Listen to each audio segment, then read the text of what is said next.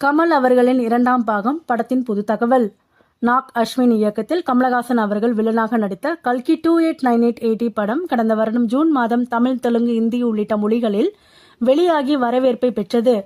இதில் நாயகனாக பிரபாஸ் அவர்கள், நாயகியாக தீபிகா படுகோன் அவர்கள் மற்றும் அமிதாப் பச்சன் அவர்கள், திஷா பதானி, பிரம்மானந்தம், ஷோபனா உள்ளிட்ட பலர் நடித்திருந்தனர். இதன் இரண்டாம் பாகம் வரும் என்று எதிர்பார்த்த நிலையில் இன்னும் பட வேலைகள் தொடங்கப்படாமல் உள்ளது.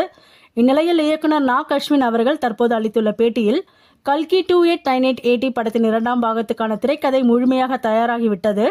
படப்பிடிப்பை விரைவில் தொடங்க இருக்கிறோம். இந்த படத்தில் அதிக நாட்கள் நடிக்க 4 முன்னணி நடிகர்களின் கால் ஷீட்டை பெற வேண்டியுள்ளது.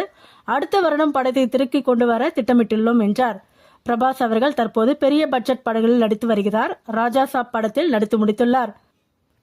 அனுராக வபுடி இயக்கும் படம் ஒன்றிலும் நடிக்கிறார். சலார் 2 மற்றும் சந்தீப் ரெட்டி வாங்கா படங்களும் கைவசம் உள்ளன.